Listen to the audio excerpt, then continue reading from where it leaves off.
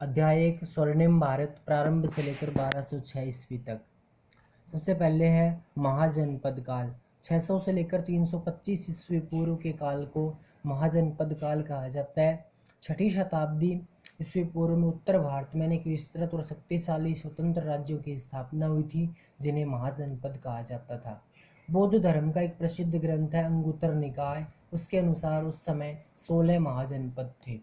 काशी इसकी राजधानी वाराणसी थी, कुरु की राजधानी इंद्रप्रस्थ थी, अंग की राजधानी चंपा थी, मगध की राजधानी राजगृह या गिरिव्रज थी, वज्जी की राजधानी विदेह या मिथिला थी, मल्ल की राजधानी कुशावती थी, चेदी की राजधानी शक्तिमती, वत्स की राजधानी कौशाम्बी, कौशल की अयोध्या, पांचाल की राजधानी अहिछत्रपुर, मत्स्य की राजधानी विराटनगर, शूरसेन की राजधानी मथुरा, अशस्क की राजधानी पाटेली या पूतन, अवंती की 2 भागों में विभक्त थी। उत्तरी अवंती की राजधानी उज्जैनी और दक्षिणी अवंती की राजधानी महिष्मती थी।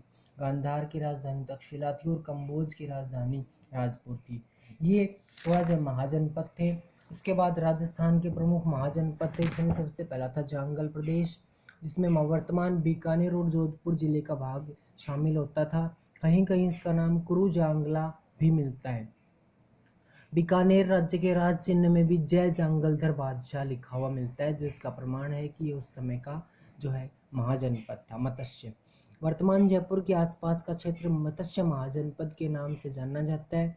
इसका विस्तार चंबल के आसपास की पहाड़ियों से लेकर सरस्वती नदी के जांगल क्षेत्र तक था। आधुनिक अलवर और भरतपुर के भाग भी इसमें आते हैं। शूरसेन आधुनिक ब्रज क्षेत्र में यह महाजनपद स्थित था। इसकी राजधानी मथुरा थी। प्राचीन यूनानी लेखक इस राज्य को शूरसेनोई तथा राजधानी को मथुरा भी कहते थे। सिबी जनपद की राजधानी शिवपुर थी और राजा सुशील ने उसे अन्य जातियों के साथ 10 राजाओं के युद्ध में पराजित किया था। प्राचीन शिवपुर की पहचान वर्तमान पाकिस्तान के शोरकोट नामक स्थान से की जाती है।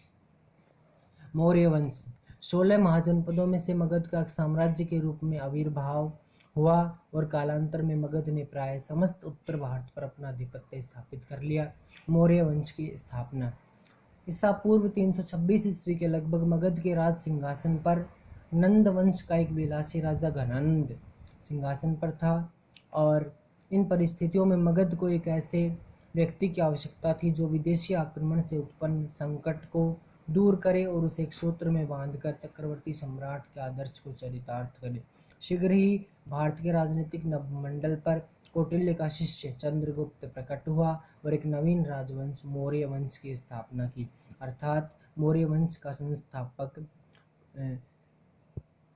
चंद्रगुप्त था। चंद्रगुप्त का जो काल था वो 322 से 298 ईस्वी पूर्व का था और अपने गुरु चाणक्य की सहायता से अंतिम नंद शासक घनानंद को पराजित करके 25 वर्ष की आयु में राज सिंहासन पर बैठा था। 305 ईस्वी में इसने यूनानी शासक सेल्यूकस निकोटर को पराजित किया और संधि हो जाने के बाद सेल्यूकस ने चंद्रगुप्त से 500 हाथी लेकर पूर्वी अफगानिस्तान, बलूचिस्तान और सिंधु नदी के पश्चिम का क्षेत्र उसे दे दिया। सेल्यूकस ने अपनी पुत्री का विवाह भी चंद्रगुप्त से कर दिया और मेगास्थनीज को अपने राजदूत के रूप में उसके दरबार में भेजा था। इसके बाद काबुल, हेरात, कंधार, बलूचिस्तान, पंजाब, गंगा और यमुना का मैदान, बिहार, बंगाल, गुजरात आदि पर भी इसने अधिकार कर लिया। बिंदुसार चंद्रगुप्त मौर्य का पुत्र और उत्तराधिकारी था। इसे यूनानी लेखक अमित्रोचेटस भी कहते थे और इसके अनुसार इसके शासनकाल में तक्षशिला में 2 विद्रोह हुए थे और उनका दमन करने के लिए अशोक और बाद में सुसीम को भेजा था और डायमेकस नामक व्यक्ति को राजदूत के रूप में नियुक्त किया था।